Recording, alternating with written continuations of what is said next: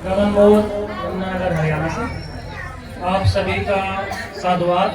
जो इतने आप लोग अपनी नींद को छोड़कर इस महान सत्संग के प्रोग्राम में आए हैं, और खासकर हमारी माताएं बहनें जो बहुत बड़ी संख्या में मौजूद हैं, जबकि पुरुष हमारे बीच में इतने नहीं हैं। ये हम लोगों के बड़े गर्व की बात है जो बहुजन महापुरुषों ने हम लोगों को रास्ता दिखाया कि समाज की तरक्की जो है वो औरत ने समाज की कितनी तरक्की की है उससे नापी जा सकती है। और हम देख रहे हैं कि हमारे समाज में औरतों को सिर्फ घर के कामकाज के अंदर इतना व्यस्त कर दिया जाता है कि वो समाज के बीच में निकल नहीं पाती, और जिसके कारण बहुजन महापुरुषों की जो विचारधारा है उससे विरत रह जाते हैं, और फिर उस मनुवादी विचारधारा का शिकार होकर फिर वही खानदान में पुराने विचारधारा के अनुसार चलकर उस खानदान की बर्बादी का सिस्टम बनता है। तो यहाँ पर जो हमारी माताएं बहनें आई हैं उनका और उनके परिवारों का साधुवाद। अब बात करते हैं सतगुरु रविदास जी महाराज की एक वाणी कह लीजिए, शब्द कह लीजिए, मन चंगा तो कंठोती में गंगा। अब महाकारुणिक बुद्ध आज से 2500 साल पहले हम लोगों को समता, समानता, बंधुता, न्याय इन सब का पाठ पढ़ाकर गए। उसके बाद से बीच बीच में हमारे संत गुरु महापुरुष आए और हम लोग को महाकारुणिक बुद्ध की विचारधारा के अनुसार उस जो विचार है उसको पाठ पढ़ाकर गए, और अपने अपने हिसाब से अपनी अपनी भाषा में अपनी अपनी बोलियों में पाठ पढ़ाया। उसी में ही जो अब बात आती है कि मन चंगा कैसे हो।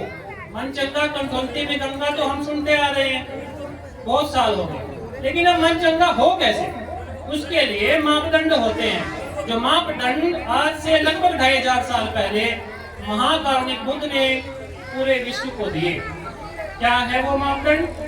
जैसे एक बोतल होती है, अब बोतल सोच लीजिए किसी कोल्ड ड्रिंक की बोतल है, किसी दुकान पर हम गए और 1 लीटर या 2 लीटर की बोतल लेकर आ गए, और उसके बाद आपसे बढ़िया तो उसकी अगर सील टूटी है तो लोग कहेंगे इसकी सील टूटी है, ये इसके अंदर मतलब किसी प्रकार की कोई भी त्रुटि हो सकती है, तो इस बोतल को हम प्रयोग नहीं करेंगे। उसी तरीके से मापदंड होते हैं मानव के कि कौन अच्छा है कौन बुरा है। वो मापदंड महाकारुणिक बुद्ध ने आज से 2500 साल पहले दिए।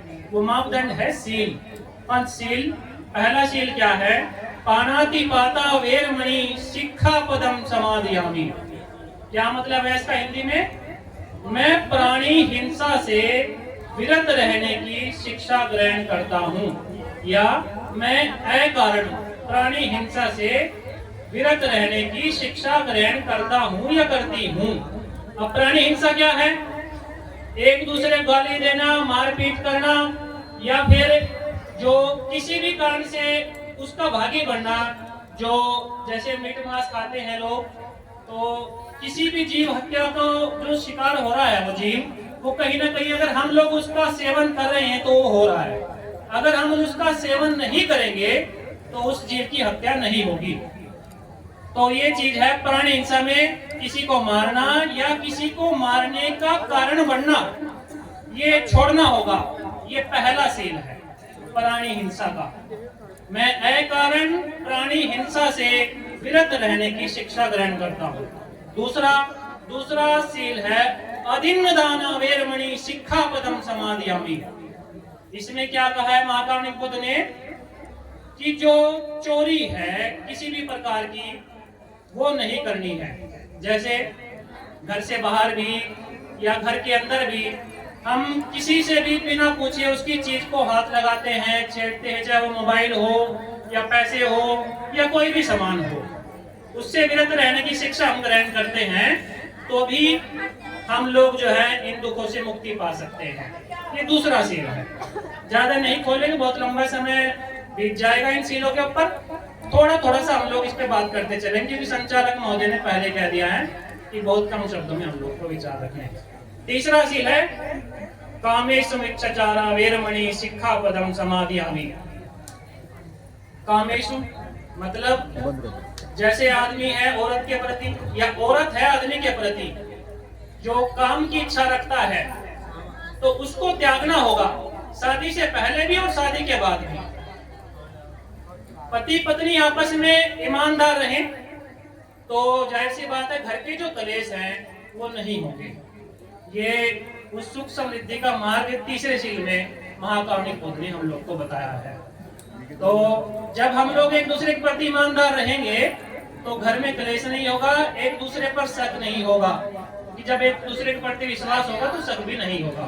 तो कामेषु मिच्छाचारा वेरमणि सिक्खापदम समादियामि में यही है कि हम लोग एक दूसरे के प्रति ईमानदार रहें, किसी भी गैर आदमी या गैर औरत से संपर्क ना बनाए।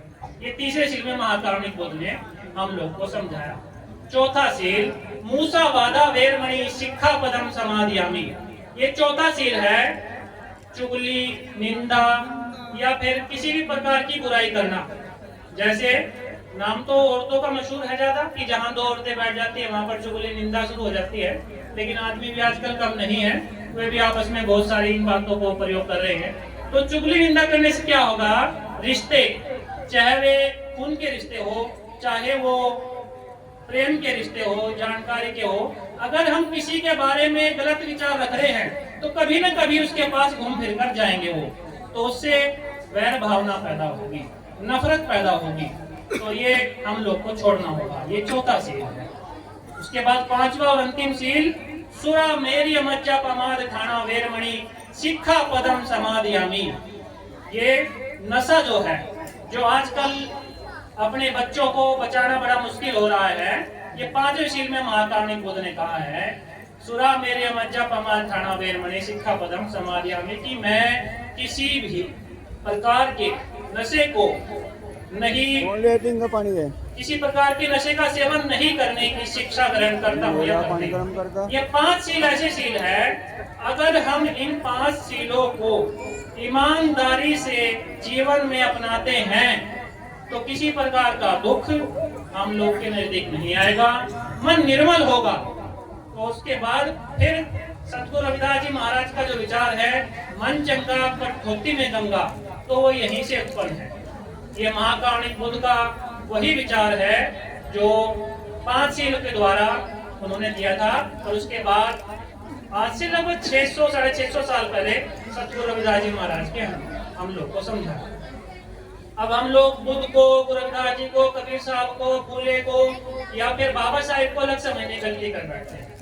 तो ये भी हम लोगों के लिए कहीं ना कहीं एक दुख की बात है कि ये सभी ने एक ईमान सम्मान स्वाभिमान का आंदोलन चलाया, हम लोग को उठाने का प्रयास किया कि आप लोग जो हैं अपने मान स्वाभिमान को बिल्कुल ना डिगाए और किसी भी प्रकार से किसी के आगे ना झुके, खुद के स्वाभिमान से आगे बढ़ेंगे तो किसी भी प्रकार के जो मनोवादी षड्यंत्र है उसका हिस्सा नहीं बनेंगे।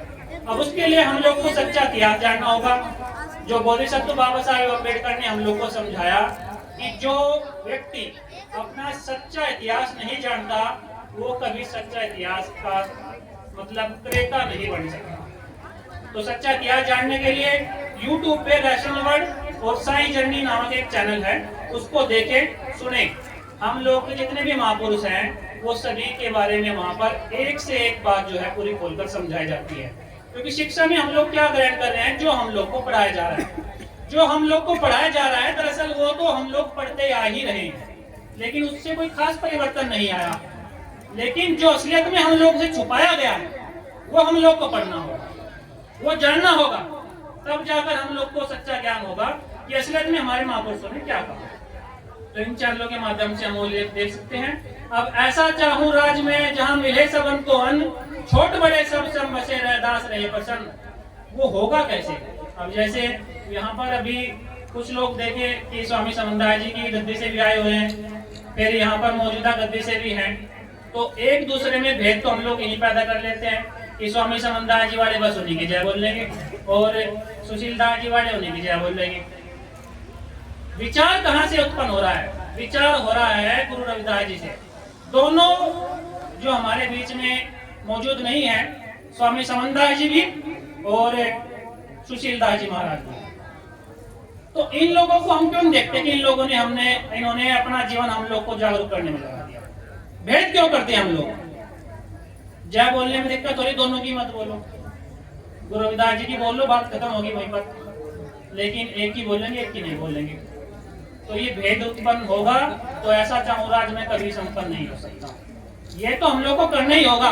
जब हम अपने बुजुर्गों में, अपने संतों महापुरुषों में ही भेद प्रकट खुद कर रहे हैं। जाति की बात छोड़ो, दोनों एक ही जाति से थे, जाति की भी बात नहीं हो रही। यहाँ तो एक ही जाति में हम लोग भेद पैदा कर रखे हैं, तो कैसे होगा राज? नहीं हो सकता। तो या तो एक नजर से हम लोग देखें तो फिर होगा, एक नजर से नहीं देखेंगे तो नहीं होगा। और जातियों पे जो गर्व करने की बात है, किसी भी महापुरुष ने नहीं कही, चाहे वो भंगी जाति हो, चमार हो, जाटा हो, एक दूसरे में बटे पड़े हम लोग। जब एक दूसरे के प्रति प्रेम की भावना रखेंगे तब जाके वो राज आएगा, जो सतगुरु रविदास जी महाराज ने कहा। और नहीं तो मनुवादियों के षड्यंत्र में बटे रहेंगे और जो 2500 साल से शोषण चलता आ रहा है ना, उसी का शिकार बने रहेंगे। और यही डपलियां बजती रहेंगी जो पहले से बजती आ रही है। कोई फायदा नहीं उस चीज का। चाहे हम पूजा करते रहे, आरती करते रहे, नाम तेरो आरती में बहुत कुछ कहा गया है, लेकिन हम लोग शिकार हैं उन चीजों का। जो चीजों से छोड़ने के लिए इन महापुरुषों ने हम लोग को जागृत किया, उन्हीं को ही पकड़े बैठे हैं। चाहे वो पूजा हो, माला हो, आरतियां हो, उसमें सब चीजों खंडन है नाम तेरो आरती में। लेकिन समझने का प्रयास कौन करेगा? नहीं करते हम लोग, विचारों पे नहीं जाते।